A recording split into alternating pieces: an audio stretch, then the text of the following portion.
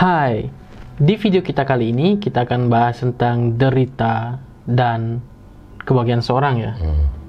Dari kehidupannya. Itu biasanya terjadi kapan gitu jadinya ya Gus Robin ya. Tapi sebelum itu kita salam dulu Gus Robin. Om Swastiastu. Assalamualaikum, salam sejahtera dan namo buddhaya untuk kita semua. Kembali lagi bersama saya Yogi dan saya Gus Robin. No problem, no comment. Komen dong, nanti ada teman-teman yang komen dibalas dong. Ya komen, kalau di komentar. Di sini saya komen juga. Ya, komen. Nanti saya tanya nggak komen gimana? Ya namanya juga ya nama, gitu, sekedar nama. Sekedar nama, apalah hari sebuah nama ya. Nah, di video kita kali ini kita akan bahas tentang kebahagiaan dan derita dari seseorang. Di kehidupannya itu apakah kapan dia akan mendapatkan ini? Jadi menurut Gus Robin ini ada siklus yang membuat setiap orang itu pasti akan mendapatkan kebahagiaan, pasti akan mendapatkan derita ya dalam siklus hidupnya. Baik itu derita yang besar ataupun derita yang kecil. Kebahagiaan yang besar, begitupun juga kebahagiaan yang kecil. Oke, gimana Gus Robin? Ada beberapa orang yang mengalami siklus dan ada juga yang tidak mengalami siklus. Contoh, saya contohkan beberapa orang yang kita ketahui bahwa dia dari kecil sampai masa tua sampai meninggal dia mengalami derita, penderitaan aja terus-terusan. Memang ada bahagianya, tapi lebih kepada derita, lebih banyak deritanya dibanding bahagia yang dia alami. Contoh mengalami kemiskinan dan segalanya hingga penderitaan, cacat atau apapun. Kan biasanya ada ini yang mohon maaf ya, yang cacat mungkin ya. Ada aja kebahagiaan gitu misalnya. Dia mendapatkan istri yang cantik, kebahagiaan yang kehidupan yang layak gitulah ya. Itu tapi kan mengalami siklus artinya. Iya, maksudnya tapi yang ini yang misalkan yang cacat tapi selalu menderita, selalu kekurangan uang dari kecil misalkan, dari kecil akhirnya di umur 30-an atau 40 tahunan dia itu mengalami bahagia. Nah, ya kalau ini yang nggak ada bahagia gitu. Yang nggak ada bahagia itu berarti dia tidak mengalami siklus ini. Ya, maksudnya yang seperti itu contohnya. Nggak ada siklus dia. Dia mungkin akan ada kebahagiaan sedikit di setiap tahunnya, tapi lebih banyak dari kita. Nah, ini tidak mengalami siklus dia. Nah, ada juga yang orang yang mengalami bahagia. Contoh dia kaya, ganteng atau cantik, terkenal gitu. Dari kecil sampai dia meninggal. Memang sih ada deritanya. Tapi lebih banyak tidak sebanding dengan kebahagiaannya. Ya, ini tidak mengalami siklus. Ini orang yang tidak mengalami siklus. Pengecualian untuk orang yang seperti ini. Nah, untuk orang yang seperti apa yang harus mengalami siklus? Nah, orang yang mengalami siklus itu, saya contohkan diri saya sendiri ya. Sebagai contoh dulu saya. Teringat masa lalu ketika dari kecil sampai sekarang. Bukan sampai sekarang, dari kecil sampai umur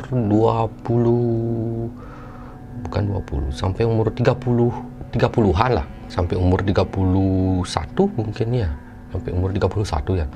Saya ini mengalami jejak-jejak kurang baik, jejak-jejak kehidupan kurang baik, maksudnya deritanya lebih banyak dibanding bahagia.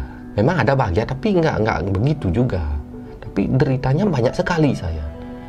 Tuh, dari dulu ini. Dan di umur 31 rasanya saya mulai sampai sekarang umur 33 saya syukur bisa mandiri. Sebelumnya itu saya belum bisa mandiri karena saya ini belum menemukan pekerjaan yang cocok, jodoh yang cocok, dan kehidupan yang cocok gitu. Pekerjaan yang cocok gitu. Belum bisa menemukan saya sebenarnya secara pasti. Untuk rezekinya belum cocok gitu intinya. Meskipun sebenarnya umur 28 saya sudah menemukan sih, umur 29 sudah ada, tapi rezekinya ini belum bisa mandiri artinya. Belum bisa mandiri, belum bisa menghidupi, jika seandainya punya keluarga itu belum mampu menghidupi keluarga. Nah, di umur 31 ini saya mulai mandiri. Saya mulai mempunyai keluarga sendiri gitu. Bisa mandiri. Nah, merasakan saya, kok setengah umur saya rasanya perjuangan hidup ini nggak habis-habisnya ya gitu. Dan sekarang ada perubahan. Nah, ketika ada perubahan itu saya merasakan, wah mungkin saja benar. Nah, di keluarga saya juga mengalami seperti itu. Beberapa mengalami siklus. Mereka mengalami siklus hingga setengah umurnya dia menderita, setengah umurnya dia bahagia. Ada juga yang mengalami siklus dari kecil sampai umur 30-an dia bahagia. Atau 40-an dia bahagia. Terus di umur 30-an atau 40 tahunan dia menderita ke atas. Bahagianya apa ini kebahagiaan ini? Kebahagiaan ini biasanya disupport oleh orang tua. Orang tuanya yang nyupport. Nah, ketika orang tuanya udah nggak ada, nggak punya apa, dia itu mengalami penderitaan. Ada yang seperti itu. Banyak orang tuanya misalkan kaya, dia kan manja sekarang, terusan disupport oleh orang tua. Ketika orang tuanya bangkrut misalkan atau nggak punya apa, nah dia menderita di sana terus-terusan. Dan dia bekerja apapun itu kadang-kadang nggak cocok, karena memang tidak punya basic, karena basicnya minta. Gitu. Ada juga kan orang yang nggak punya siklus, gitu udah ada derita dan bahagianya itu sama, segitu aja terus-terusan. Penghasilannya segitu. Masalah rezeki cinta itu segitu-segitu aja sampai meninggal. Tuh, hanya mencukupi dirinya sendiri dan keluarganya ada. Yang bahagia disebut ini bahagia kan ada lebihnya. Saya garis bawah ya ada lebihnya. Ada orang yang nggak ada lebih setiap bulan bekerja. Kadang-kadang segitu aja uangnya. Habis lagi cari, itu tidak mengalami siklus. Oh, kayak gini tuh. Bukunya. Kan ada tuh buku, gedong terbuka, lumbung meledak. Ya, bisa ya. Kalau saya ini gedong terbuka, lumbung terbakar saya. Lumbung kena nuklir. Oh, di Ukraina. Iya. Atau di lumbungnya dikenai nuklir gitu ya. Ya itu mungkin parah lah. Itu yang terus menderita gitu. Itu ada hubungannya nggak dengan kehidupan masa lalu? Ya ada, dengan karma. Karmanya dibayar. Menurut saya, boleh percaya atau tidak, karma atau karma pala itu ada hubungannya dengan kita. Nah, nanti kita akan bahas tentang itu ya, tentang karma pala. Oh, karma pala. Iya, biar lebih ya, ini belum spesifik. Belum pernah ya, lebih spesifik tentang karma pala dan dosa turunan nanti kita bahas sekalian, agar orang itu bertanya-tanya, saya sudah baik, saya sudah seperti ini hidupnya, saya sudah banyak doa, banyak nyumbang, banyak gini, kenapa saya masih menderita? Nah, ini nanti kita bongkar di sana. Oke, itu ada hubungannya, nanti kita bongkar di sana ya, di video tentang karma pala. Nah, kalau misalkan nih orang tidak di setengah hidupnya, misalkan nih dia meninggal di umur 80 gitu misalkan, tapi dia menderita dari baru lahir gitu sampai umur 60 dia menderita. Jadi kan sisanya cuma 20 tahun. Berarti kan tidak setengah umur. Ada. Berarti kan tidak semua mengalami siklus. Ada juga yang tidak. Ada yang mengalami siklus puluhan tahun. Contoh, dia hanya 10 tahun bahagia, 20 tahun bahagia. Ada mengalami siklus itu. Ada yang mengalami siklus setengah umur. Ada, maksudnya 30 tahun itu anggaplah setengah umur 30 tahun. Dan lagi-lagi ini bahagia kan tingkat nilainya tidak ada yang pasti ya. Mungkin bagi orang lain dapat makan, dapat minum itu udah bahagia ya. Tapi kan ada yang orang lain yang dapat mobil mewah, dapat rumah mewah baru bahagia gitu kan. Iya. Ada yang gitu. Siklusnya beda-beda orang atau nilainya beda. Relatif bagi orang itu. Nah, di sini saya mengatakan yang saya maksud itu kita bekerja tiap bulan. Kita punya anak, punya istri contoh. Kita punya anak, punya istri, punya orang tua. Kita jadi tulang punggung. Contoh keluarga. Kita sudah untuk pengeluaran ini. Nah, pengeluaran itu sudah semuanya untuk mereka.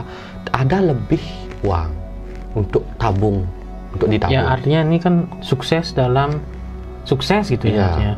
Sukses dalam keluarga, ya kan, punya istri, mandiri, punya anak, mandiri, punya pekerjaan, sukses dalam pekerjaan, ekonomi juga sukses kan, karena udah punya pekerjaan kan, karena dan juga bisa menabung kan, itu udah sukses. Bisa menabung ya. Dan nggak punya hutang gitu misalnya. Nggak punya hutang, ya benar. Ya kan, itu kan udah Itu yang rasanya itu nilai untuk kita semua lah itu rasanya ya. Itu yang saya maksud. Bukan berarti kita harus punya gedung bertingkat 17 ataukah mobil-mobil mewah, tidak maksud seperti itu. Ada kelebihan untuk ditabung dan kita mandiri, kita nggak punya hutang. Yang saya maksud itu. Tapi apakah itu akan bertahan? Nggak tentu juga kan? Kan ada yang siklus puluhan tahun. Ada siklus puluhan tahun. Ada siklus. Saya di umur sampai menderita dulu nih, sampai di umur 30. Lalu bahagia di umur 30 sampai di umur 50. Sisa itu lagi menderita. Nah, itu siklusnya bukan siklus setengah umur. Itu siklusnya puluhan tahun. Ada yang seperti itu. Misalkan dia mendapat siklus tahunan itu, siklus tahunan atau puluhan tahun. Itu ada yang contoh seperti ini. Dia sampai umur 30 dia menderita. Terus jalan sampai umur 50, 40 ada. Nah, ini siklus puluhan tahun namanya. 40 bahagia. Sampai di 40 ini bahagia sampai sisanya itu lagi menderita sampai meninggal. Itu hanya dia itu siklus bahagianya itu mendapatkan segitu. Itu dihitungnya dari mana? Dari karma dulu. Iya, tergantung karma. Berarti ini ada hubungannya dengan karma. Untuk kebahagiaan dan ini ada hubungannya dengan karma dan kelahirannya, ada nggak? Dengan keturunan gitu ada nggak? Dengan orang tua gitu atau dari nenek moyang gitu? Dari kelahiran ada. Ada dari kelahiran, hubungan dengan kelahiran, hubungan dengan dosa turunan atau leluhur atau nenek moyang kita ya ada. Ada hubungan dengan tahun kelahiran udah ya. Tahun kelahiran kita, nenek moyang udah ada. Karma kehidupan kita di dunia ini. Karma masa lalu dan karma sekarang. Karma sebelum reinkarnasi dan karma setelah kita hidup di dunia ini.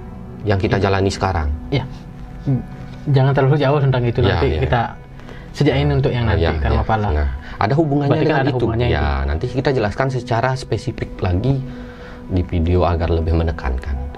Oke, jadi ini intinya tidak semua orang akan mendapatkan setengah kehidupan gitu ya. Makanya misteri ya. Dan tidak semua orang juga ada siklusnya ya. Ada yang nggak ada siklus dari lahir. Kaya terus itu bahagia gitu. Tapi kan kalau kaya belum tentu bahagia ya. Belum tentu. Ya kan? Memang belum tentu. Miskin belum tentu menderita. Belum tentu ya. Bukan berarti harus gitu kan. Jadi kan bahagia dan derita relatif. Relatif karena nilainya relatif. Ya. Tapi ini menurut pandangan kita secara logika dan secara ini ya seperti itu. Yang namanya bahagia dan derita. Ya. Ada yang bahagia dari awal sampai akhir bahagia terus. Ada sih menderitanya tapi tidak begitu signifikan gitulah. Hingga akhirnya dia jatuh miskin gitu, enggak lah ya. Apa namanya? Bukan. Jatuh sampai punya utang gitu kan. Intinya ya dia ada menderita cuma enggak terlalu relatif. Ada yang seperti itu. Ada yang menderita aja. Mungkin dia kebahagiaannya ada, dia bahagia tapi enggak banyak gitu kan. Nah, kok bisa seperti itu? Jadi sebenarnya kebahagiaan dan derita itu tergantung sebab dan akibat atau hukum karma pala. Nah, kenapa saya bisa mendapatkan seperti ini? Saya dulu gitu, padahal saya dulu ini hancur-hancuran orangnya. Benar-benar hancur-hancuran orangnya. Hampir zero, minus. Saya mungkin nyebut saya diri sendiri itu sudah nggak mandiri, sudah pokoknya hancur-hancuran dulu. Katanya saya menikmati karma baik saya. Contoh karma baik saya suka sekali menasihati orang yang baik-baik lewat video apa-apa. Lihat saja video saya dari awal ekspedisi sampai akhir, selalu ada disematkan pesan-pesan yang baik. Nah, itu penyebabnya katakannya. Yang kedua, penyebabnya takdir kalau saya tanya. Tapi takdir itu bisa diubah nggak? Bisa. Takdir bisa berubah karena yang membuat takdir itu Tuhan. Nah, karena saya ini selalu mengedepankan Tuhan dan selalu memberikan nasihat-nasihat baik kepada orang yang berguna dan selalu meningkatkan keimanan orang, terus berfokus pada Tuhan, ya kebaikan, tetap seperti itu pesan-pesan saya. Itu yang membuat takdir saya yang sebenarnya mungkin saja hancur di kehidupan ini bisa diperbaiki. Sudah takdir. Memang sudah takdir saya seperti ini, tapi Tapi pada dasarnya manusia itu bisa diubah takdirnya oleh Tuhan. Seperti yang saya katakan, Tuhan menciptakan takdir dengan cara berbuat baik. Apalagi saya sekarang disuruh ketika punya uang lebih atau apa, mulailah untuk sedekah, menolong saudara terdekat. Saya sudah menerapkan itu pada beberapa saudara saya dan pada ya orang-orang yang nggak mampu, kadang-kadang tidak banyak saya. Jadi ada karena takdir ya Gus Ruben ya. Ya ini biasanya sih takdir ini kan sama doyok biasanya. Siapa ya namanya? Kadir. Begini ya jelasnya. Jangan kita terus terpangku kita seperti ini karena sudah takdirnya. Yang saya katakan, takdir dibuat oleh siapa? Tuhan. Ketika kita berbuat baik di jalan Tuhan, maka Tuhan bisa mengubahnya. Ada sebab, ada akibat. Inilah hukum karma. Kalau kita terus, saya bertahun-tahun melakukan ini. Tayangan ekspedisi alam lain itu sudah lama loh. Udah berapa tahun yang lalu? 2019. Jadi udah lama saya melakukan ini. Jadi jangan berarti kita baru melakukan perbuatan baik, kita akan langsung mendapatkannya. Tidak. Ya. Lama. Always ya. Ya, lama waktunya kita akan mendapatkan buah. Ada proses lah. Ya, kita menanam pohon. Anggap kita menanam pohon kebaikan nih, pohon pahala. Mohon benih dulu. Benih dulu, benih pahala. Menyiapkan tanah, tempatnya, harus segalanya itu dulu. Nah, setelah itu tumbuh dikit. Udah besar belum tentu berbuah. Disiram dengan pahala. Iya. Terus siram sampai berbuah pahalanya. Nah, nunggu matang lagi. Coba bayangkan. Nah, sampai sudah matang baru kita bisa nikmati buah pahala itu. Isi metik isinya ya. Iya, pokoknya prosesnya panjang. Tidak berarti kita baru isi doa. buka kulitnya lagi. Isi kupas. Ya, itu di luar. Isi di blender. Ya, itu lain ceritanya. Beli gelas dulu. Itu terlalu ribet. Terlalu ribet. Iya. Itu. Ya seperti tatanan itu, proses. Semua sesuatu itu di dunia ini mengalami proses. Tidak langsung berarti kita berdoa kita akan dapat rezeki nantinya, enggak begitu. Perbuatan baik di dunia ini bisa kita tukarkan menjadi pahala. Pahala itu yang akan memperbaiki kehidupan kita. Bisa.